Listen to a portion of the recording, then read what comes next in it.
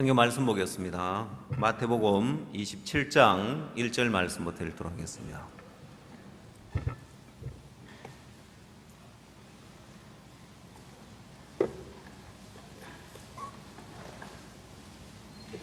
마태복음 27장 1절입니다.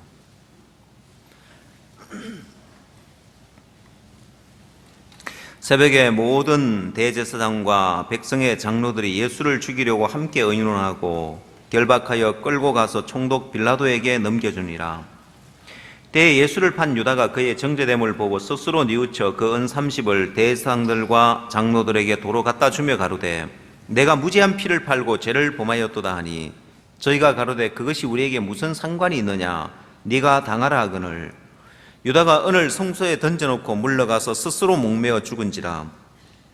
대제사장들이 그 은을 거두며 가로되 이것은 핏값이라 성전고에 넣어둠이 옳지 않다 하고 의논한 후 이것으로 토기장이의 밭을 사서 나그네의 묘지를 삼았으니 그러므로 오늘날까지 그 밭을 피밭이라 일컫느니라. 이에 선지자 예레미야로 하신 말씀이 이루었나니 일러스되 저희가 그 정가된 자 곧 이스라엘 자손 중에서 정가한 자의 가격 곧 은 30을 가지고 토기장이의 밭을 값으로 주었으니 이는 주께서 내게 명하신 바와 같으니라 하였더라. 10절 말씀까지 읽도록 하겠습니다. 오늘 저녁에 부산에서 개막식을 갔는데 어제는 전야제로 월드캠프 개막식 전야제를 가졌는데 한 6천 명 이상 모인 것 같다고 이야기를 합니다. 참 많은 분들이 요즘 날씨도 무더운데 한여름밤에 그런 축제인 것 같습니다. 그 멀리서 갖는 개막식이지만 오늘 우리 온 교회가 또 함께 할 수 있어서 감사하고 정말 우리가 기차를 대절해서 캠프에 또 개막식에 간다는 게 참 너무 감사하고 복된 것 같고 하나님이 우리에게 일들을 하실 때 늘 편안하게 쉽게 일들을 하게 하지 않으시더라고요. 여러분 우리는 어떤 일을 하면 어려움 없이 부담 없이 편하게 쉽게 되어지면 참 좋을 것처럼 보이지만은 그게 오히려 우리 영혼을 병들게 하고 오히려 어렵고 부담스러운 가운데서 일을 하는 게 우리 영혼을 그렇게 복되게 해요. 올해는 비가 안 와서 날씨가 너무 좋은 것 같습니다. 아마 오늘 해운대에서 갖는 그 개막식이 너무너무 은혜로울 것 같은데 무더운 한여름 밤에 아마 모르긴 해도 여름에 부산 해운대까지 갔다 오는 사람들이 흔치 않을 것 같은데 여러분들이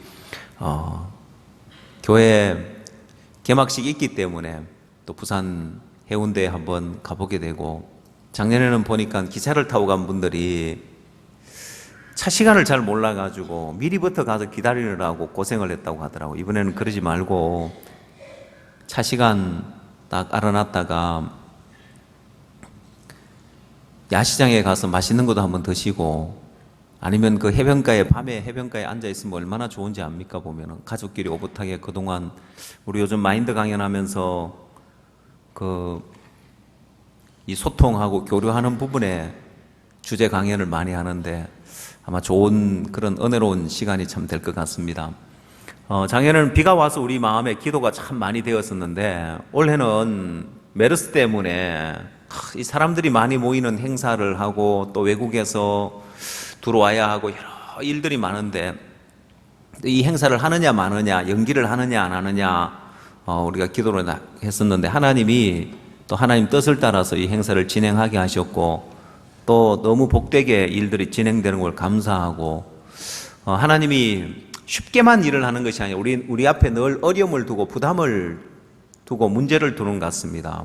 그래서 우리가 그런 어려움을 넘고 부담을 넘어오면서 일들을 진행해 왔는데 제가 이 개막식을 하면서 생각나는 게 이 한국에서 월드캠프를 하는데 비가 오느냐 안 오느냐 이 부분을 기도하고 비 안 오기를 기도해야 했었고 또 원래는 메르스 때문에 기도해야 했었는데 제가 케냐에서 처음으로 이제 월드캠프를 치를 때 이 월드캠프는 그 전까지만 해도 한국에서만 갖는 전유물이었습니다. 한국에서만 월드 캠프를 하고 해외에서 할 엄두를 못 냈습니다. 왜냐? 3천 명이 모여서 숙식을 해야 하고 또 이동을 해야 하는데 이런 모든 여건을 갖추고 있는 것은 한국밖에 없다고 생각을 했습니다. 근데 어느 날 제가 아프리카에 있을 때 해외에서 월드 캠프를 하는 부분을 박 목사님 이야기를 하셨습니다. 형편적으로 볼 때는 참 불가능해 보이는 일이었는데 저는 제가 IYF가 시작되기 전부터 한미 청소년 수련회를 할 때부터 청소년들 캠프를 함께 했었기 때문에 처음 시작이 어떻게 했고 그 다음에 어떻게 월드 캠프가 시작되었고 일들이 어떻게 진행되고 또 그 일을 하기 위해서는 뭘 어떻게 준비하고 뭐가 필요한지를 그 매뉴얼이 머릿속에 다 들어있기 때문에 그냥 잘 모르면 뭐 그냥 하면 되지요라고 하지만은 그런 3천 명이 모이는 월드 캠프라는 큰 행사를 치르기 위해서 매뉴얼이 책 한 권입니다. 보면은 필요한 많은 것들이 있는데 그걸 아프리카에서 케냐와 가나에 월드 캠프를 진행하자고 이야기를 하시는 거예요. 형편적으로 봤을 때는 불가능해 보였습니다. 근데 그 당시에 케냐에서는 더더욱 어려웠던 게 뭐냐면은 예배당을 짓고 있었습니다. 한 층이 바닥 면적이 500평 되는 건물 4층을 짓고 있었기 때문에 우리 수양관이 700평이니까 500평이면은 어느 정도 크긴지 이해가 가시죠? 그것도 아프리카에서 이제 건물을 지을 때는 모든 걸 수작업으로 지어야 하는데 공사 진척이 굉장히 더딘 거예요. 근데 이제 그렇게 예배당을 짓고 있는 큰 일을 하고 있는데 월드 캠프를 하자고 했을 때 제 마음에서 일어나는 마음에는 목사님 건물이라도 좀 지어놓고 합시다 하는 이 마음이 일어나는 거예요. 아니 지금 예배당 짓는 이 큰 일을 하고 있는데 월드 캠프라는 그 큰 일을 또 어떻게 합니까? 이 마음이 이제 올라오는 거예요.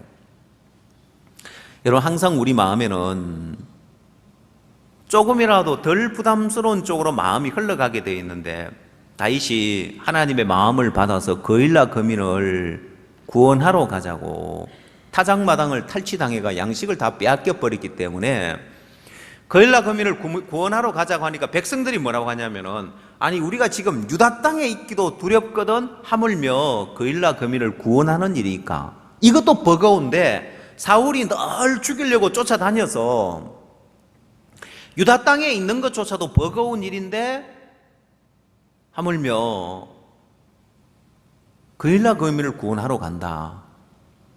너무 부담스러운 거예요. 근데 다윗이 하나님 앞에 다시 물으니까 올라가라는 거예요. 전쟁에 나아가라는 것입니다. 거일라 거민을 구원하러 가라고 하는데 하나님은 우리에게 늘 우리가 부담스러운 일을 하고 있어도 거기서 또 더 부담스러운 일을 향해서 가도록 늘 이렇게 인도하십니다. 그래서 내가 지금 하고 있는 것도 힘든데 그것까지 하라면 어떻게 하란 말이냐 그런 마음이 들 때 그게 하나님의 뜻이라는 걸 알아야 됩니다. 그리고 내가 이 일을 하고 있는데 또 어떻게 또 이 일을 해 하고 그 마음이 그쪽으로 가려고 할 때 그거는 사단의 음성을 따르는 거예요. 내가 이만큼 하고 있는 게 지금 최대한 하고 있는데 여기다 또 더 어떻게 하란 말이냐 그 음성을 듣는 건 그건 사단의 음성을 듣는 거예요. 근데 그러고 보면 여러분 사단의 음성 많이 듣고 살아왔죠? 그 소리가 여러분한테 더 친하죠? 예배당 짓는 일도 버거운데 월드 캠프를 어떻게 하란 말이냐는 마음이 일어나지만 그건 사단의 음성이고 제가 그 일을 하려고 했을 때 이렇게 하면 되겠구나 하는 그런 계산이 안 나왔습니다. 사람들은 왜 불안하냐면 어떤 일을 하려고 할 때 이렇게 하고 이렇게 하면 되겠네 하면은 한번 힘들지만 한번 도전해 보려고 합니다. 그러나 길도 안 보이고 방법도 안 보이면 어떤 마음을 갖냐면은 그걸 내가 어떻게 해 못하겠다는 마음이 들어집니다. 그러나 사실 여러분 마음에 길이 보여서 일을 하는 것이 아니라 하나님의 뜻이라면 거기에 발을 내딛고 나가면 하나님 한 가지로 길을 열어줍니다. 제가 월드 캠프를 하려고 보니까 제 마음에 어떤 마음이 딱 들어지냐. 야, 이 일을 이루려고 하면 내가 일하기 전에 벌써 지치겠다는 마음이 들더라고요.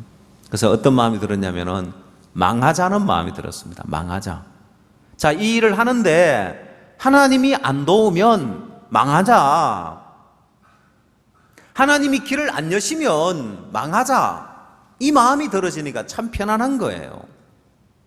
그래서 오히려 내가 일을 이루려고 할 때보다 내가 망할 마음을 갖고 뛰어드니까 참 편안하게 그 일에 뛰어들 수 있었습니다.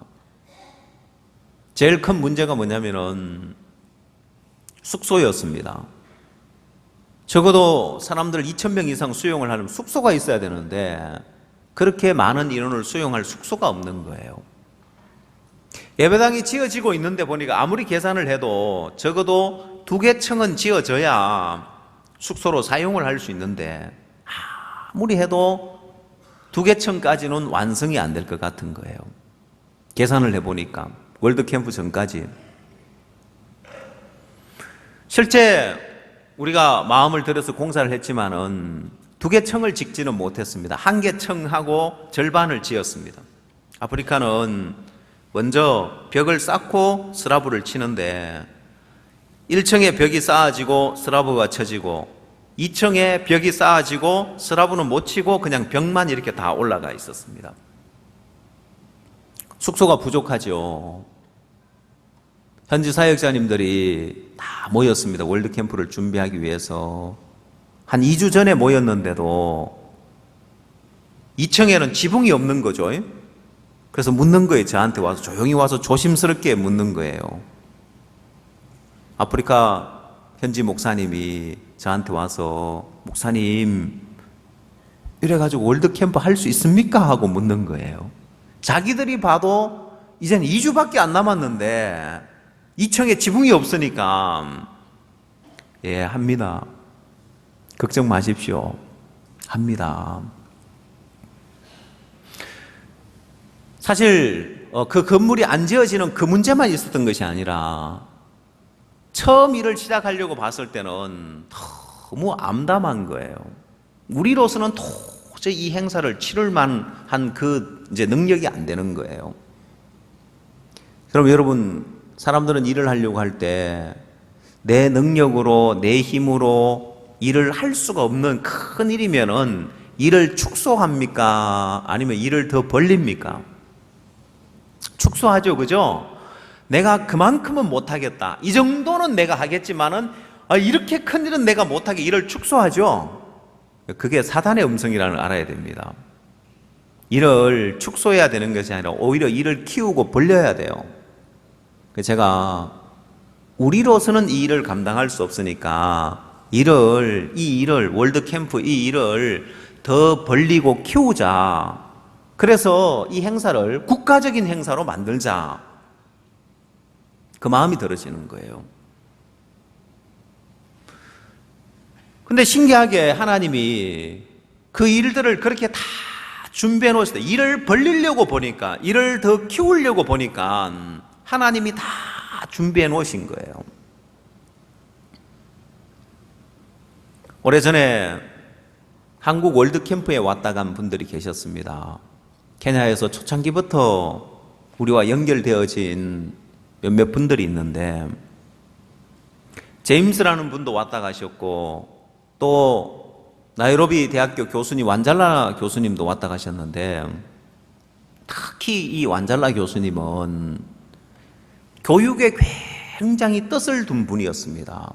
이분이 옛날에 자기가 대통령 선거위원장으로 자기가 이제 대통령을 세운 후보의 이제 그 선거위원장으로 일을 하셔가지고 그 대통령이 당선이 됐습니다. 자, 그럼 여러분, 대통령이 자기를 대통령 당선되도록 선거위원장으로 이제 그렇게 활동해줘가 당선이 됐는데, 그럼 한 자리 줘야죠. 그렇죠?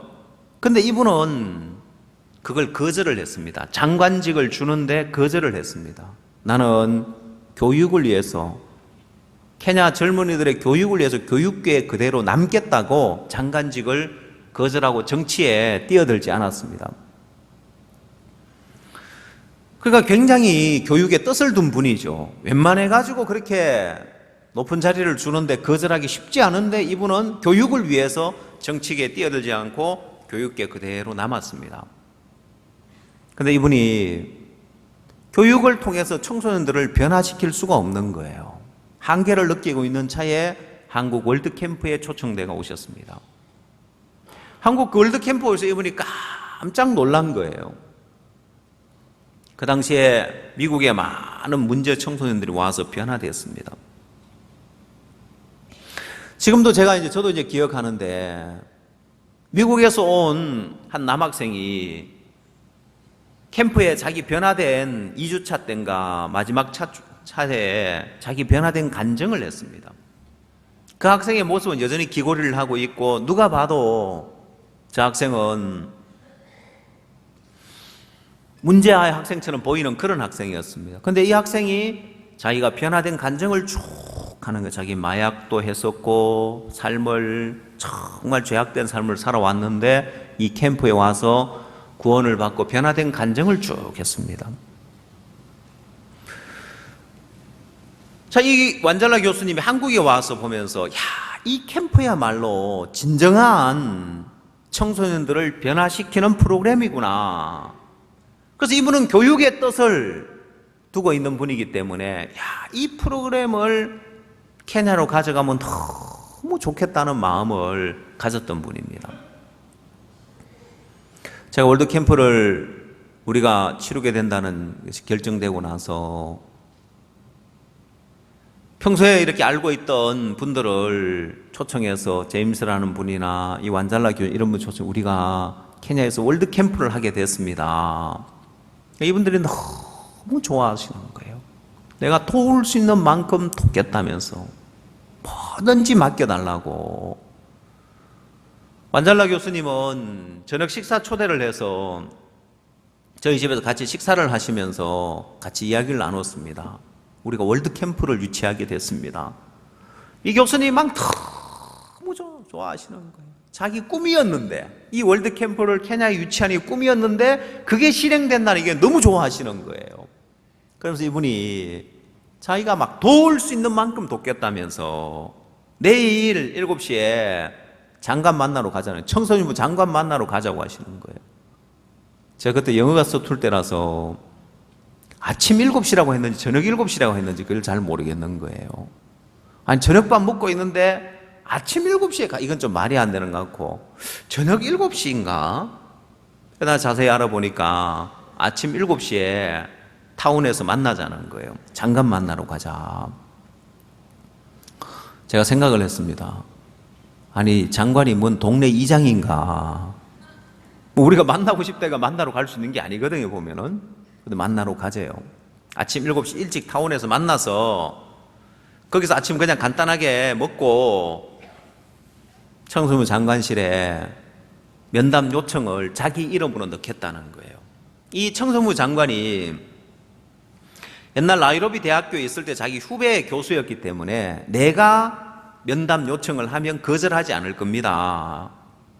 사실 장관들의 일정에 면담 스케줄이 쫙 잡혀 있습니다. 순서를 이제 들어가기가 어려운 거죠. 근데 이분이 제일 먼저 가서 면담 신청해 놓으면 다른 거 다 제쳐놓고 다른 사람 만나기 전에 나 먼저 만나줄 겁니다. 그 신청을 했는데 아닌 게 아니라 그날 오전에 바로 장관을 만날 수 있었습니다. 그래서 이 교수님이 우리 대신에 할 이야기를 다 해주는 거예요. 왜 월드캠프를 해야 되는지, 이 월드캠프를 함으로 막 어떤 유익이 있는지 막 쭉 설명을 하는 거예요. 청소년 장관님 그때 이제 여자 장관님이셨는데 자기 은사와 같은 그런 분이고 이 완잘라 교수님은 케냐의 학계에 유명한 분이기 때문에 자기도 또 그 밑에 그분을 모셔봤던 분이고 이러니까 이분을 신뢰하니까 이분이 하는 이야기를 다 신뢰해 주는 거예요. 그래서 청소년부에서 후원을 하고 적극 함께 하겠다는 거예요. 근데 그때 청소년부 장관이 한 가지 제안을 해왔습니다. 우리가 프로그램을 쭉 보여주면서 이제 첫날 개막식이 있는데, 그 당시 케냐의 문제가 뭐였냐면은 케냐의 폭동이 끝나고 난 이후였기 때문에 케냐 폭동 때문에 관광객이 오질 않았습니다. 케냐는 관광 수익을 엄청나게 많이 올리고 있는데, 왜? 아프리카의 야생동물을 보기 위해서 사파리 관광을 전부 다 대부분 케냐로 오기 때문에. 근데 폭동이 일어나고 난 이후에 그 관광객들의 발길이 뚝 끊어진 거예요. 그리고 그 이후에 한 번도 케냐에서 국제 행사를 치른 적이 없대요. 근데 장관님이 제안하기를 첫날 이 행사를, 개막식을 케냐에 평화가 왔다는 것을 알리기 위해서 피스 페스티벌로 하는 게 어떻겠냐 제안을 내놨어요. 그거 어렵지 않습니다. 우리 이름 붙이면 되거든요. 예, 그거는 얼마든지 그렇게 하겠습니다. 장관님도 우리를 후원해주고 적극 지원해주는데 명목이 쓰는 거예요. 자, 이런 국제 행사를 치르면서 케냐에 평화가 왔다는 것을 알립시다. 정부에도 다 그게 먹혀드는 거예요. 그래서 이제 우리가 정부 차원에서 행사가 같이 진행이 됩니다. 청소년부터 우리가 후원을 받고, 또 소개를 해줘서 케냐에 발전소 건설을 하는 그분으로부터 우리가 또 후원도 받게 되고, 그 당시 후원을 참 많이 받았던 것 같습니다. 현금으로도 후원 받고, 또 그 다음 우리가 KICC라고 동부아프리카 유일하게 있는 컨벤션 홀인데, 거기에서 칸타타를 할 수 있도록 그것도 대관을 해주고 많은 후원을 받았던 것 같아요. 그리고 일을 축소하는 것이 아니라, 우리 능력으로 일을 할 수 없으니까 우리가 할 수 있는 만큼 요만큼 축소해서 해야 되겠다가 아니라, 우리로서는 안 되기 때문에 야, 이 일을 더 크게 벌려서 국가적인 행사를 만들어서 나라의 지원을 받자. 여러분, 하나님은 우리가 우리 앞에 있는 부담스러운 일들 앞에 우리가 할 만큼 축소시켜서 일을 하기 때문에 하나님을 경험하지를 못하는 거예요. 오히려 우리로서 안 되기 때문에 일을 더 벌려가면 하나님이 더 놀랍게 우리 가운데 일을 하신단 말입니다. 더 힘있게 일을 하시는 거예요. 그래서 그때 행사가 정말 은혜롭게 진행이 되었던 것 같습니다. 건물을 다 지어지지 않았지만 신기하게 하나님이, 아마 그런 지혜를 가진 사람 많지 않을 텐데 하나님이 제일 합당한 소장님을 보내주셔가지고 2층 지붕도 임시 지붕을 만들어서 캠프하기에 지장이 없도록 하나님 하셨고, 거기를 비닐로 임시 지붕을 만들었는데 참 감사한 게, 케냐는 8월달이 춥단 말입니다. 한국하고 반대라서 거기가 겨울이에요. 근데 야, 이거 비닐을 쳐놔서 너무 덥지 않겠나 생각했는데, 그 당시 행사는 실내 체육관에서 행사를 했는데, 감사한 게 동부 아프리카에 유일하게 실내 체육관이 케냐에 밖에 없습니다. 근데 그 체육관이 우리 교회에서 큰 길에 나와서 길 건너편에 있는 거예요.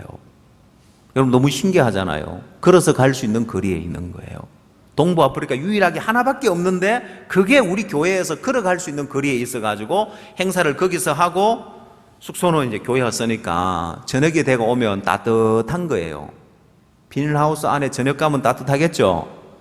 너무 좋아하시는 거예요. 숙소가 따뜻하니까. 한낮에는 그게 체육관에 가서 행사하니까 뭐 아무리 더워도 문제가 안 되고요. 하나님이 그렇게 합력하여 선을 다 이루었습니다. 하나님이 일을 하시는 걸 보면 너무 복된데, 우리는 부담스러워서 우리 생각과 우리 판단으로 우리가 할 수 있는 일만 하려고 하기 때문에 하나님을 경험하지 못하는 거예요. 여러분 삶 속에 언제 하나님을 경험하느냐, 언제 살아있는 하나님 역사를 경험하느냐, 그건 내 한계 밖으로 나갈 때입니다. 내 능력 밖에 일들에 뛰어들고 내 한계 밖의 일들 앞에 나갈 때 하나님을 경험할 수 있습니다. 만약 여러분 가운데 왜 내 삶에는 하나님 나를 안 도우시나? 예, 그건 여러분이 할 수 있는 한계 안에서, 할 수 있는 범위 안에서의 삶을 살고 있기 때문에 굳이 하나님이 돕지 않아도 되는 거예요. 그러나 하나님 보실 때, 야, 저거 내가 안 도우면 안 되겠다.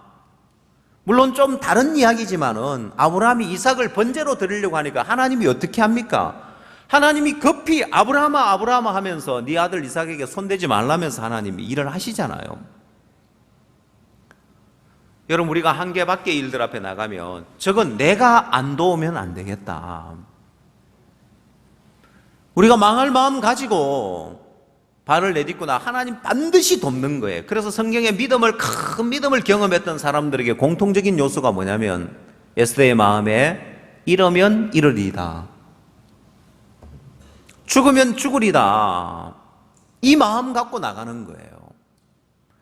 하나님이 역사하지 않을 수 없는 거예요. 지금 죽으리라는 마음을 가지고, 죽을 마음 가지고 나가는데 하나님이 돕지 않을 수가 없더라는 거예요. 여러분 삶 속에 나는 내 삶 속에 하나님 살아계신 걸 잘 경험하지 못하겠다, 내 삶의 문제가 잘 해결이 안 된다, 그건 틀림없이 여러분이 한계 안에서의 삶을 살고 있기 때문에 그렇습니다. 내 능력 안에서, 내 한계 안에서의 삶을 살기 때문에 굳이 하나님이 돕지 않아도 괜찮은 거예요. 여러분, 저는 제가 그때 일들이 되어지는 걸 보면서 마지막에 생각을 했습니다. 숙소가 부족했을 때 머릿속에 상상을 한번 해봤습니다. 우리가 홍보를 하니까 많은 대학생들이 오려고 해요. 그 머릿속에 어떤 상상을 했냐면은, 야, 우리가 수용할 수 있는 인원이 얼마 안 되는데, 한 500명밖에 안 됐는데, 초기에는요. 그럼 1층은 어느 정도 돼서 1층까지 쓴다고 해서 2층은 이제 숙소로 못 쓸 경우에 최대한 1000명을 수용한다고 하자. 그러면 학생들이 몰려왔는데, 여러분, 숙소가 다 찼습니다. 더 이상 숙소가 없습니다. 돌아가십시오 하고 돌려보내면 누구 손해일까요? 우리 손해일까요? 하나님 손해일까요? 제가 계산을 해봤어요. 그 당시에 이제 우리가 아프리카 사람들에게, 학생들에게 회비를 받는데 많은 돈을 받을 수 없었어요. 그래서 이들이 이제 캠프에 들어가는 비용에 적어도 이들이 이제 먹고 지내는 부분에 대해서는 회비는 내야 안 되겠나 해서 우리가 운영하는 부분에는 우리가 지원을 하더라도 이들이 이제 얼마간 회비를 받았는데, 그 당시에 이제 한 사람이 오면은 전체 우리가 예산을 따져봤을 때 우리가 한 사람당 조금씩 지원을 해야 되기 때문에 많이 올수록 돈이 더 많이 지원이 돼야 돼요. 물질적으로. 그래서 많이 왔는데 잘 곳이 없다, 숙소가 없다. 그래서 돌려보내면 이게 우리 손해냐 하나님 손해냐 생각해보니까 하나님 손해겠더라고요. 하나님은 모든 사람이 구원을 받으며 진리를 아는 데 이르기를 원한다고 했는데, 왔는데 숙소가 없어서 그냥 돌아가면 하나님 손해잖아요. 하나님 결코 손해나게 안 하시겠다. 근데 하나님이 길을 여셨고 그 많은 사람들을 수용할 수 있는 길들을 다 여셨어요. 그래서 구예배당에, 또 새로 지은 아카데미 교실에, 그 다음에 또 새로 지은 이제 예배당 2개 층을 사용할 수 있고, 옆에 또 학교를 빌려서 교실을 쓸 수 있었고, 그래서 우리가 오는 대로 다 받을 수 있었습니다. 학생들 2000명, 목회자 1000명 해서 3000명이 넘는 분들을 모시고 우리가 캠프를 할 수 있었단 말입니다. 하나님이 돕더라는 거예요. 여러분, 하나님은 우리에게 할 만한 일들, 할 수 있는 범위 안에서의 삶이 아니라 우리 한계 넘어서의 삶을 살기를 원하고 발을 내딛기를 원합니다. 내가 봤을 때 망할 것처럼 보이고 안 될 것처럼 보여도 발을 내딛고 가면 하나님 만 가지로 돕는 거예요. 여러분, 그때 도우셨던 하나님을 이야기하라면 말로 다 표현할 수 없을 정도로 하나님 너무 많은 길을 여셨습니다. 근데 문제는 뭐냐면 이 믿음의 세계에 못 가는 게, 여러분이 왜 여러분 한계 밖으로 못 나가냐면은 가야지 한다 해서 갈 수 있는 게 아니에요. 그러면 내가 한계 밖으로 가면, 내 능력 밖의 일들 앞에 가면 하나님 나를 도우시겠네. 그럼 하나님의 도우심이 있고 하나님 역사가 있다고 이걸 여러분이 안다고 해서 갈 수 있는 게 아니에요. 못 가요. 그 세계 앞에 가지 못하도록 여러분의 발목을 딱 잡고 있는 게 있습니다. 왜 못 가는지 아십니까? 오늘 제가 이렇게 이야기하면 내가 지금까지 내 한계 안에서의 삶을 살아왔기 때문에 하나님의 도움을 경험하지 못했다고. 그렇다면 나도 내 한계 밖의 일에 한 발을 내딛고 나가보자. 그러면 하나님 나를 도우실 거 아니냐. 자, 그래서 그러면 발을 내딛고 나가느냐? 못 나간다니까요. 여러분이 가려고 애를 쓴다 갈 수 있는데 못 가는 게 마치 뭐와 같으냐면은, 여러분 교도소에 gat혀 있는 사람이 누구 결혼식 있다고 가고 누구 친구들하고 만나서 동창회 한다고 갈 수 있습니까? 자, 알았어요. 이번에 모여가지고 정말 오늘 이번에 동창회 재밌게 논다더라. 그러면 내가 거기 가고 싶다고 갑니까? 갇혀 있는데 어떻게 가냐는 거예요. 내보내주지 않는데 어떻게 가느냐는 거예요. 못 가죠? 그와 같아요. 여러분들이 가고 싶어도 그 세계에 못 갑니다. 왜? 여러분 마음속에 그 길을 가는 걸 가로막고 있는 게 뭐냐면은, 여러분 자기를 신뢰하는 마음을 갖고 있기 때문에 절대로 그 세계에 못 가보는 거예요. 여러분, 나 자신을 믿는 마음을 가지고는, 그러면 망하면 망하리라는 마음으로 못 나갑니다. 여러분, 야곱이 아버지 앞에 가는데 어머니 리브가 아버지 앞에 가라고 합니다. 야곱이 못 가겠다고 합니다. 형은 털 사람이고 난 매끈매끈한 사람인저 아버지께서 나를 맞으실진데 내가 아버지께 속이는 자로 배일지라 복은 고사하고 저주를 받을까나이다 하면서 못 가는 거예요. 왜? 자기 생각을 믿고 자기 판단을 믿기 때문에 못 가는 거예요. 어머니가 가라 해도 안 가는 거예요. 자, 이렇게 자기를 믿는 사람은, 자기를 신뢰하는 마음을 가지고 있는 사람은 가라고 해도 못 가는 거예요. 그 길을 갈 수 있는 사람은 자기를 신뢰하는 마음을 버린 사람만이 그 세계에 갈 수 있는 거예요. 여러분, 오늘 우리는 가룟 유다에 관한 이야기를 읽었습니다. 여러분, 우리는 가룟 유다가 예수님을 은 30에 팔아먹고 그게 정죄가 되어서 자살해서 죽었다는 사실을 알고 있습니다. 성경에 보면은 자살을 하는 사람이 몇몇 나와요. 여러분, 가룟 유다가 자살을 해서 죽었는데 자살하는 사람들에게 공통적인 게 있어요. 자살하는 사람들의 마음의 세계에 가보면, 자, 오늘 우리가 이 성경에 나오는 자살한 사람들, 가룟 유다, 그 다음 압살롬의 모략군 아히도벨, 이 두 사람만 예를 들어 봅시다. 이 두 사람에게 공통적인 것이 있는데 뭐냐면, 이 사람들은 철저하게 자기를 믿는 그 마음을 갖고 있어요. 왜 자살했냐?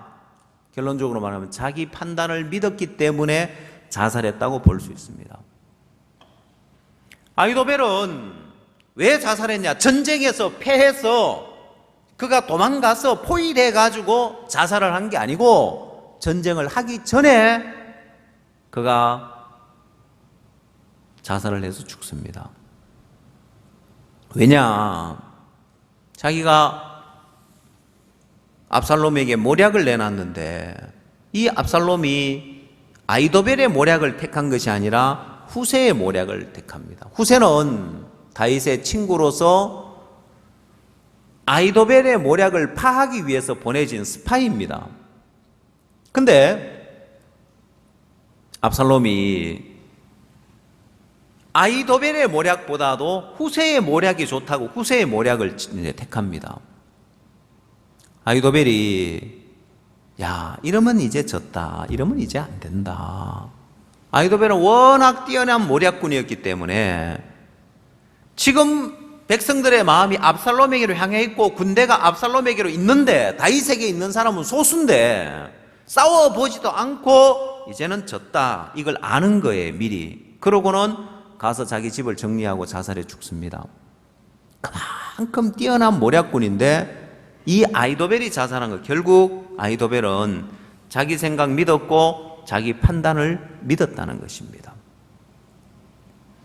결국 자살하게 된 원인이 자기를 믿었기 때문에 자살하게 되었다고 말할 수 있습니다. 자기를 신뢰했기 때문에 자살했다고 말할 수 있습니다. 자기 생각을 믿었고 자기 판단을 믿은 결과라는 거예요. 자, 오늘 우리가 읽은 이 가룟 유다도 마찬가지입니다. 자, 가룟 유다가 예수님을 팔아먹고 난 다음에 하는 행동을 봅니다. 3절. 때에 예수를 판 유다가 그의 정죄됨을 보고 스스로 뉘우쳐 그 은 30을 대상들과 장로들에게 도로 갖다 주며 가로되 내가 무죄한 피를 팔고 죄를 범하였도다 하니 저희가 가로되 그것이 우리에게 무슨 상관이냐 네가 당하라 하거늘 유다가 은을 성소에 던져놓고 물러가서 스스로 목매어 죽은지라. 여러분, 가룟 유다가 왜 예수님을 팔았는지 압니까? 왜 예수님을 팔았죠? 여러분, 가룟 유다가 왜 예수님을 팔아먹었습니까? 그 이유 여러분 모르십니까? 성경에는 뭐라고 되어 있습니까? 마귀가 벌써 가룟 유다의 마음에 예수를 팔려는 생각을 넣었더니 했습니다. 자, 성경 요한복음 13장을 한번 찾아보십시오.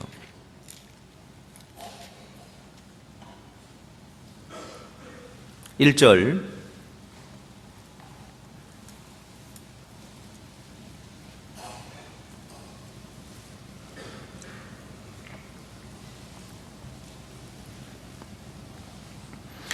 유월절 전에 예수께서 자기가 세상을 떠나 아버지께로 돌아가실 때가 이른 줄 아시고 세상에 있는 자기 사람들을 사랑하시되 끝까지 사랑하시니라. 마귀가 벌써 시몬의 아들 가룟 유다의 마음에 예수를 팔려는 생각을 넣었더니, 여러분, 마귀가 가룟 유다에게 예수를 팔려는 생각을 넣어줄 수 있었습니다. 그리고 가룟 유다가 그 생각을 받아들였고 그 생각대로 예수님을 팔아먹는 일을 했습니다. 자, 이렇게 일이 진행되어지려면 그냥 진행될 수 있는 게 아니에요. 여러분, 여기에 마귀가 예수를 팔려는 생각을 넣어줬고 마귀의 계획대로 가룟 유다는 예수님을 팔아먹었습니다. 근데 예수님을 팔아먹고 난 이후에 그가 정죄되어가 자살해서 죽었는데, 여러분, 마귀 입장에서 봤을 때 이 가룟 유다는 엄청 그에게 유익한 존재였죠. 마귀의 종노릇을 했고 마귀에게 쓰임을 받았는데, 중요한 건 사단은 이렇게 자기 목적에 이용을 하고 쓰고는 버려버려요. 가룟 유다를 버려버리니까 괴로워가지고 자살해 죽는 거예요. 근데 그 지경이 되도록 사단은 가룟 유다를 그냥 써먹고는 버려버리는 거예요.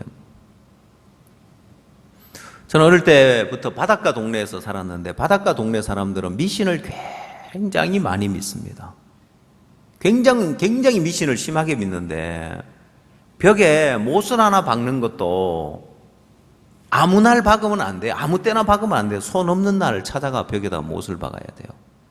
이사 가는 거는 뭐 말할 것도 없고, 그 미신이 심하니까 늘 굿하고, 어릴 때부터 늘 막 굿하는 거 보면은 꼭 귀신들은 왜 대나무를 잡고 흔들지요? 그래서 일명 귀신 안테나라고 해가지고 이제 대나무 잡고 막 하는데 신 내렸다고 해요. 저 어릴 때 봤을 때 참 신기하더라고. 참 희한하네. 그 신이 내리면 그 집안에 진짜 밥 숟가락 몇 개까지 다 맞출 정도로 그 집안 이야기를 훤히 이야기를 해요. 근데 저희 동네에 나이 많은 점쟁이가 있었는데 언젠가부터 점을 안 보는 거예요. 제가 어릴 때 아마 초등학교 다닐 때 같은데 어머니에게 물어봐서, 어머니, 저 아주머니는 왜 점 보다가 점을 안 봅니까? 하니까 신이 떠났단다 하고 이야기하더라고요. 신이 떠나버리니까 점을 못 보는 거죠. 근데 제가 어린 마음이 어떤 마음이 들었는지 압니까? 야, 그 신이 어떤 신인지 모르지만 왜 젊어서 볼 때 실컷 써먹고 넓고 병드니까 버려버리냐. 저는 뭐 그때 하나님도 믿지 않았고 뭐 아무것도 모를 때지만은 구원을 받고 나서 제가 이 성경 구절을 보면 그게 생각나는 거예요. 야, 주님은 자기 사람들을 사랑하되 끝까지 사랑한다고 했죠. 근데 귀신은 지 목적에 써먹고는 갖다 버려버려요. 제가 어렸을 때 그걸 봤기 때문에 아, 이놈이 마귀란 놈이 이렇구나. 가룟 유다도 실컷 자기 목적에 써먹고는 버려버리잖아요. 가룟 유다가 어떻게 되든 괴로워하든 고통하든 정죄를 하든 말든 버려버리는 거예요. 그게 마귀인 거예요. 여러분들이 사단이 넣어주는 생각을 받아들이고 따라가면 우선은 은삼십을 얻고 유익되는 것처럼 보이지만은 결국은 하나님에게 버림받는 것만이 아니라 마귀도 버려버리는 거예요. 그러나 우리 예수님은 자기 사람들을 사랑하시되 끝까지 사랑하는 거예요. 여러분, 가룟 유다가 왜 마귀가 넣어주는 이 생각을 받아들였는지 압니까? 마귀가 넣어주는 생각을 받아들이는 사람이 있고 받아들이지 않는 사람이 있어요. 그 차이가 어디 있냐면은 그건 바로 자기를 신뢰하느냐 안 하느냐. 자기를 신뢰하는 사람은 마귀가 넣어주는 생각을 받아들이게 돼 있어요. 그럼 가룟 유다가 왜 예수를 팔려는 이 생각을 받아들였느냐? 자기가 봤을 때 예수님이 왕이 될 거란 이야기를 하는데, 그리고 제자들이 예수님을 따르는데 자기가 봤을 때 아무리 봐도 어느 면으로 보나 예수님이 왕이 될 것 같지가 않은 거예요. 그 당시는 유대교의 세력이 컸습니다. 이 유대교가 정치, 경제, 사회, 문화 모든 걸 잡고 있었습니다. 그럼 거대한 그 유대교 앞에 이 몇 안 되는 사람들, 예수님이 기적을 행하니까 사람들이 모여들긴 했지만은 예수님이 5,000명을 먹이고 3,000명을 먹였습니다. 그러면 그 사람들이 어떤 사람이겠습니까? 간직에 있는 관원들, 유능한 사람들, 높은 자리에 있는 사람들이 와서 예수님이 떡을 많이 그 떡 먹었겠습니까? 아니겠죠, 그죠? 그 사람들은 뭐 배부른 사람들인데 뭐 하려고 예수님 만든 떡을 먹었겠어요? 예수님에게 오지도 않았고. 가룟 유다가 가만히 보니까 그렇다고 그들이 적극적으로 예수님을 따르냐? 그렇지도 않는 거예요. 예수님을 따르는 무리들 12명 제자들 말고는 늘 함께하며 이렇게 따라다니는 사람도 없는 거예요. 근데 예수님 나라가 온다, 자기가 앞만 봐도 그럴 것 같지는 않는 거예요. 유대교 세력이 더 크고 또 마지막에 가룟 유다가 뭘 알았냐면은 이 유대교에서 예수님을 죽이려고 하는 계획을 알았습니다. 가룟 유다가 봤을 때 지금 저 제자들, 멍청한 제자들 아무것도 모르고 예수님 따라가고 있지만은 결국은 예수님을 죽일 거다, 이들이. 그러면 그 거대한 그 유대교 앞에 더더군다나 로마의 권력을 힘입고 저렇게 있는데 예수님 빠져나갈 수 있나 보니까 못 빠져나갈 것 같은 거예요. 그래서 차라리 예수님을 팔자, 은30이라도 벌자. 그래서 마귀가 넣어주는 생각을 넙죽 받아들이고 예수님을 팔아먹은 거예요. 그럼 결국 예수님을 팔아먹으려면은 마귀가 생각만 넣어주면 되는 것이 아니라 마귀가 넣어주는 그 생각과 가룟 유다의 마음이 화답을 해야 되는 거예요. 여러분, 믿음을 가지려면은 하나님이 넣어주는 말씀과 여러분의 마음이 화답이 돼야 되는 거예요. 그걸 보고 이제 여러분 마음에 받아들이고 화합한다고 이야기를 하는 거예요. 자, 히브리서 성경을 한번 찾아봅시다.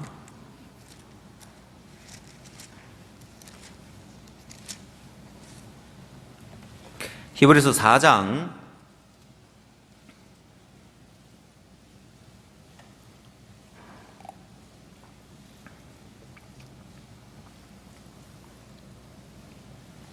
1절 말씀 찾아보십시오. 히브리서 4장 1절. 그러므로 우리는 두려워할지니 그의 안식에 들어갈 약속이 남아있을지라도 너희 중에 혹 미치지 못할 자가 있을까 함이라. 저희와 같이 우리도 복음 전함을 받은 자이나 그러나 그 들은 바 말씀이 저희에게 유익되지 못한 것은 듣는 자가 믿음을 화합지 아니함이라 했습니다. 자, 이렇게 말씀을 들어도 그 마음에 듣는 자가 믿음을 화합지 않으면 그게 능력이 안 되는 거예요. 마귀가 생각을 넣어주는데 그 사람이 그 마귀가 넣어주는 생각에 화합지 않으면 그 생각은 능력이 없어요. 그럼 가룟 유다에게 마귀가 넣어주는 생각이 능력이 되어서 예수님을 팔아먹고 그렇게 행할 수 있었던 건 뭐냐면은 가룟 유다의 마음이 그 사단이 넣어주는 생각과 화합이 되었다는 것입니다. 왜? 가룟 유다가 자기의 생각을 믿었고 자기의 판단을 믿었기 때문에 그래, 어차피 예수님은 십자가에 죽을 거야. 저 순진한 제자들 아무것도 모르고 저렇게 따라가고 있는데 예수님 어떻게 유대교의 세력과 로마의 권력을 등 뒤에 업고 있는 저 서기관과 바리새인들의 힘을 이 몇몇 안 되는 이 제자들을 어떻게 이겨낸단 말이냐.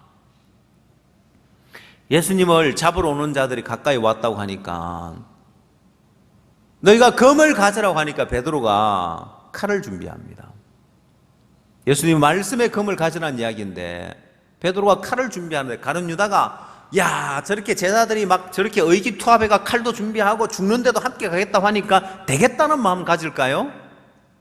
아마 가룟 유다는 콧방귀를 뀌었습니다. 지들이 로마 군병을 막아? 지들이 서기관과 바리새인들의 계획을 막을 수 있어? 저 베드로 저 칼 준비한다고 저 칼 가지고 저걸 뭐 하겠다고? 아닌 게 아니라 예수님 잡으러 오니까 베드로가 그 칼 가지고 뭐 합니까? 예? 그 칼 가지고 뭐 했어요? 맞서 싸우든가요? 말고의 길을 쳤죠, 그죠? 참, 그것도 자르기도 어려울 거예요. 어떻게 길을 딱 쳐가지고 길을 자르겠어요? 아마 그것도 덜덜 떨면서 뒤에서 그냥 톡 쳤을 거예요. 찌르지도 못하고 치지도 못하고.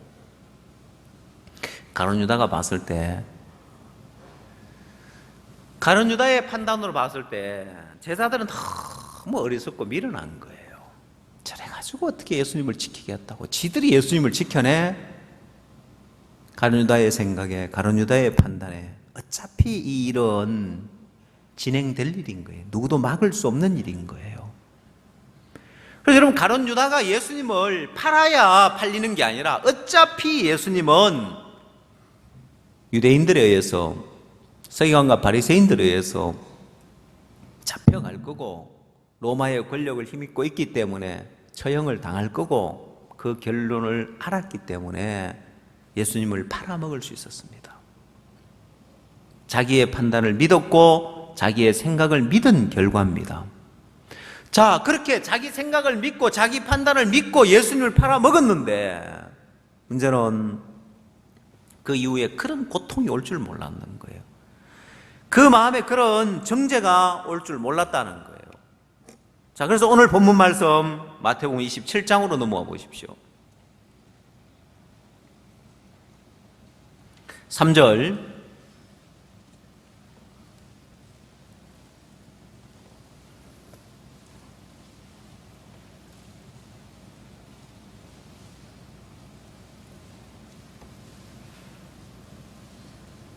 때에 예수를 판 유다가 그의 정죄됨을 보고 스스로 뉘우쳐 그 은 30을 대사장들과 장로들에게 도로 갖다 주며 가로되 내가 무죄한 피를 팔고 죄를 범하였도다니 저희가 가로되 그것이 우리에게 무슨 상관이냐 네가 당하라 하거늘 유다가 은을 성소에 던져놓고 물러가서 스스로 목매어 죽은지라. 이런 가룟 유다의 마음에 큰 정죄가 찾아왔습니다. 가룟 유다는 예수님을 팔아먹으면 은 30 받을 것만 생각해. 이런 정죄가 오고 이런 고통 가운데 들어갈 거라고는 생각지를 못했습니다. 많은 사람들이 그렇습니다. 우선 내게 얻어지는 유익 때문에 내가 하나님 뜻 아닌 길로 갔을 때 하나님과 반대되는 길을 갔을 때, 대적하는 길을 갔을 때 어떤 고통이 오고 어떤 어려움이 오고 어떤 문제가 닥칠지를 모르는 거예요. 가룟 유다의 심한 정죄가 오면서 내가 무지한 피를 팔고 죄를 범하였도다. 돈 도로 갖다 주는데 그래도 가룟 유다의 마음이 해결이 안 되는 거예요. 자, 그래서 결국 5절에 유다가 은을 성소에 던져놓고 물러가서 스스로 목매어 죽은지라 했습니다. 자, 여러분 여기서 우리가 하나 또 볼 수 있는 건 이 가룟 유다는 끝까지 자기 생각을 믿는 거예요. 가룟 유다는 마지막 죽을 때까지 자기 판단 믿는 거예요. 그래서 여러분 자살하는 사람들의 공통적인을 보면은 마지막 순간 자살할 때까지 그 마음에 자기 생각을 믿고 자기 판단을 믿은 결과라고 할 수 있는 거예요. 아이도벨, 여러분 압살롬이 반역을 해도 소년 압살롬을 너그러이 대하라고 하는 다윗인데 이 아이도벨이 다윗에게로 가면 왜 다윗이 은혜를 베풀지 않겠냐는 거예요. 그러나 자기 생각 믿고 자기 판단 믿으니까 자살의 길을 택한 거예요. 때로 사람들이 물어봐요. 구원받은 사람이 자살하면 천국 갑니까? 지옥 갑니까? 하고 물어봐요. 혹시 궁금한 사람 있습니까? 예. 자살 안 할 거면 뭐 그게 왜 궁금하겠어요? 그 물어봐요, 제가. 저한테 물어보면, 저 혹시 구원받은 사람 자살하면 천국 갑니까? 지옥 갑니까? 물어봐요. 그 제가 뭐라고 물어보는지 알아요? 왜 자살하려고 하고 물어봐요. 아니요, 그게 아니고, 뭐, 혹시라도 그 생각을 왜 갖냐고. 여러분, 자살하는 사람들에게 공통적인 것은 철저하게 자기를 믿기 때문에 그렇다는 거예요. 자기 생각을 믿고 자기 판단을 믿기 때문에 그런 거예요.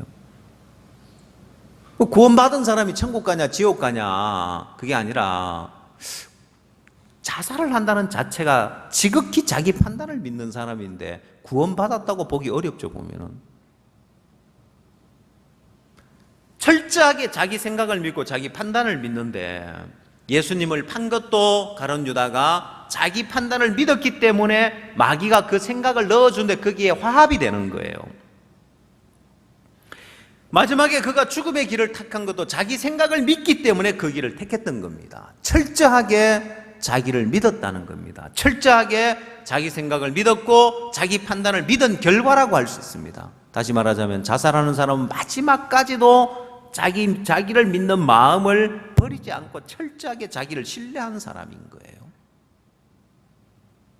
그게 무서운 거예요. 예수님을 팔아먹는 것보다도 결국은 자살을 하지만은 결국 왜 그런 결과가 오느냐? 철저하게 자기를 믿는 그 마음을 갖고 있었기 때문에 그런 불행한 결과가 오는 거예요.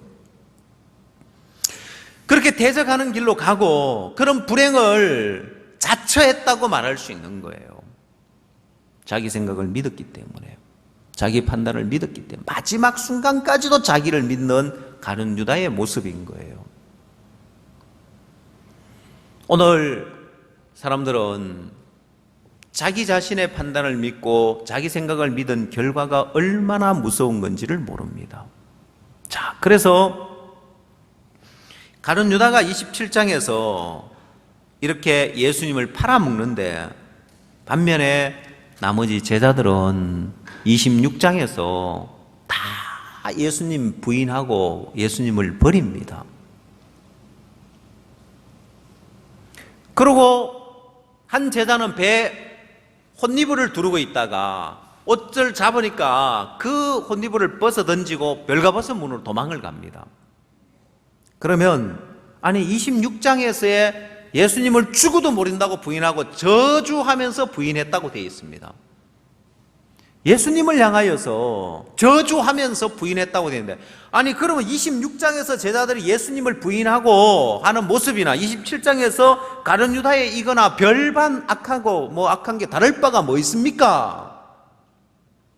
이렇게 생각할지 모르지만은 여러분 그 차이는 하늘과 땅 차이라고 할 수 있는 거예요.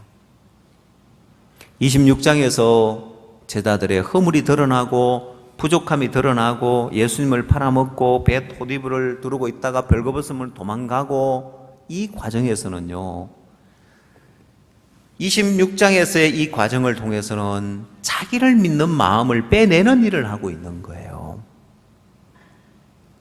비록 그들의 모습이 형편없는 모습이지만은, 예수님을 부인하는 초라한 모습처럼 보이고 믿음 없는 모습이지만, 그러나 그 과정을 통해서 자기를 신뢰하는 마음을 철저하게 빼내는 일을 하고 있는 거예요. 만약 여러분들이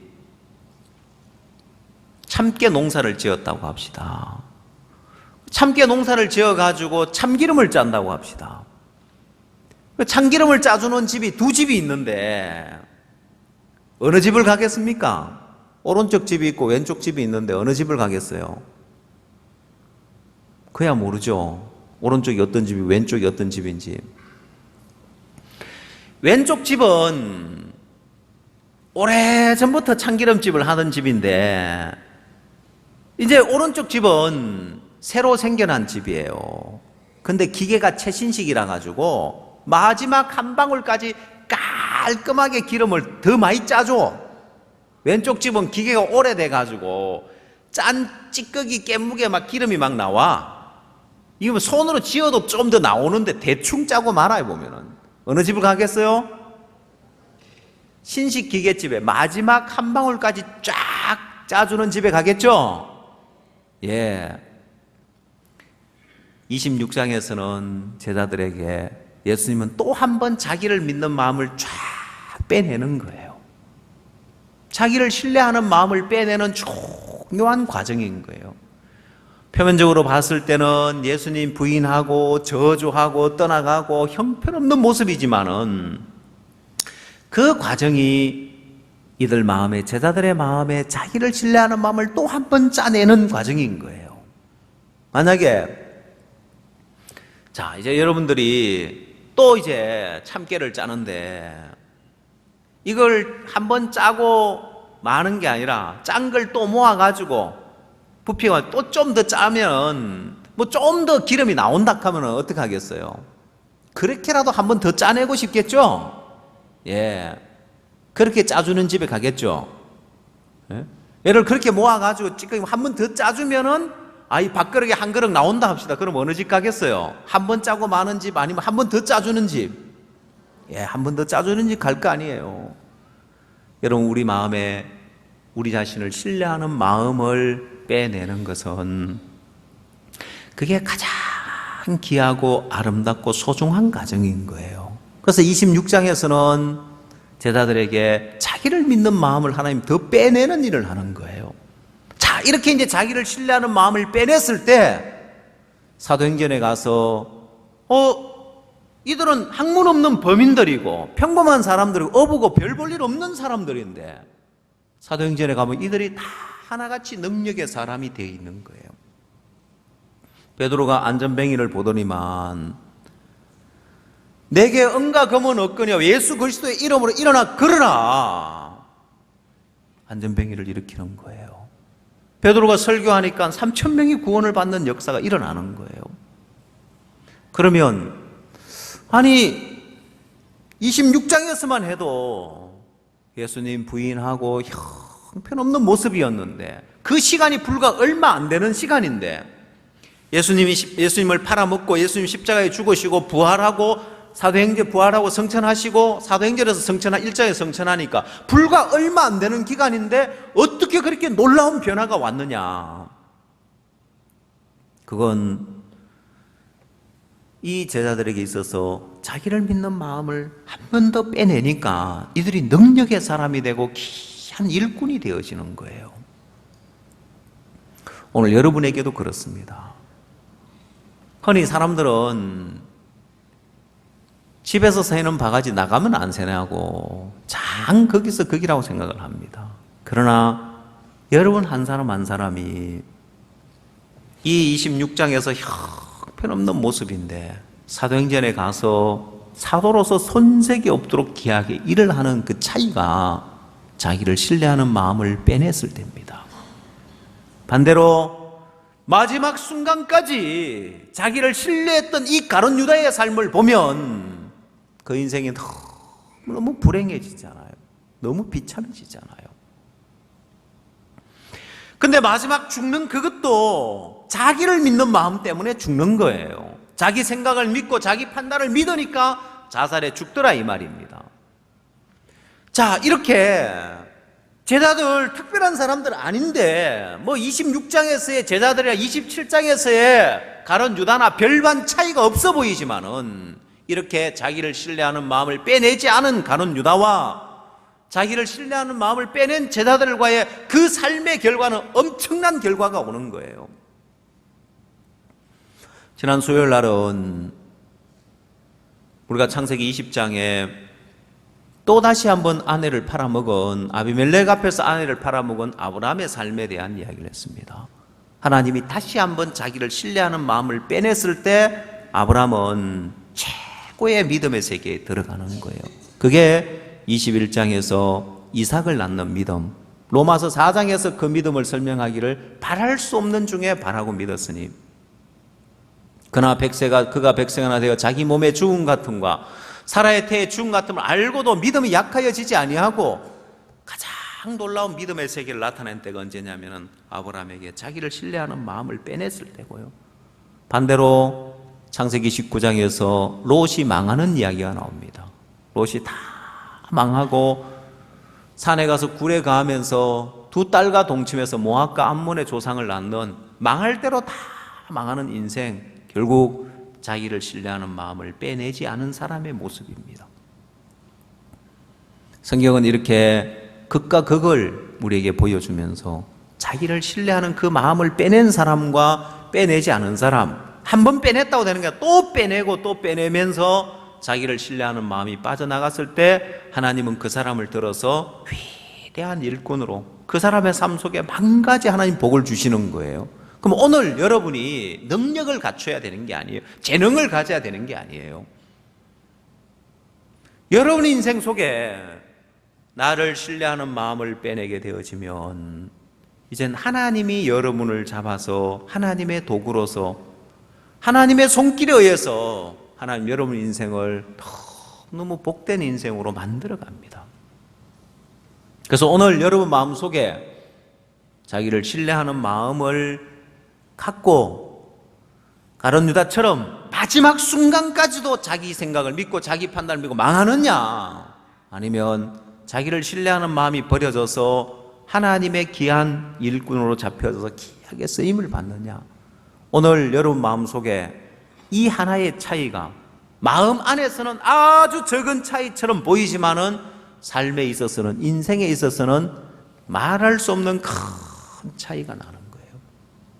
그래서 여러분이 뭔가 다른 걸 갖추려고 하지 말고, 여러분 뭔가 뛰어난 재능을 갖추고 뛰어난 여러분 삶의 아이디어가 필요하고 뭔가 다른 특별한 기술이 필요한 것이 아니라 오늘 이 말씀처럼 오늘 여러분 마음속에 그래, 나를 신뢰하는 마음 하나 빼내면 하나님이 내 인생을 이렇게 복되게 만들어줄 수 있는 하나님이시구나. 그래, 내 인생을 불행하게 만드는 것이 똑같이 예수님의 12 제자였지만은 자기 생각을 믿고 자기 판단을 믿었기 때문에 자, 저 유대인들 못 이긴다. 서기관과 바리새인들의 저 유대교의 세력을 어떻게 이겨? 이 몇 안 되는 사람으로 로마 군병도 동원할 수 있는 저 정치적인 세력을 등에 업고 있는 저들을 어떻게 이긴단 말이냐? 저들을 어떻게 이기고 어떻게 여기에다가 예수님 나라를 세운단 말이냐? 이 말도 안 돼. 이게 가룟 유다의 판단입니다. 저 제자들 순진해가 지금 아무것도 모르고 있는데 지금 유대교 내부에서는 어떤 일이 벌어지고 있는지 알아? 예수님을 십자가에 못 박을 계획을 가지고 있는데 결국은 저들의 뜻대로 될 텐데, 가룟 유다가 자기 판단을 믿었기 때문에 하나님 말씀의 판단을 믿을 수가 없는 거예요. 말씀을 들어도 그게 능력이 안 되는 거예요. 결국 사단이 넣어주는 생각을 받아들입니다. 여러분, 하나님이 우리에게 참 소망스럽게 하나님 우리에게 이야기해요. 네 앞에 열린 문을 두었으니 했습니다. 여러분, 하나님이 우리 앞에 열린 문을 두셨다는 게 너무 소망스럽더라고요. 오늘 아침에도 잠시 이분들과 같이 우리 앞에 열린 문을 두었기 때문에 옆에 있는 것도 아니고 뒤에 있는 것도 아니고 열린 문을 뒀다는 걸 언제 경험하냐면 앞으로 나가 볼 때 그 경험할 수 있는 거예요. 여러분, 지난 한 주간은 장년회에서, 부인회에서, 청년회에서 마인드 강연으로 참 은혜로운 시간을 가졌는데, 제가 복음을 전하려면 세상 사람들을 만나야 되는데, 세상에 보면 여러 동아리가 있죠.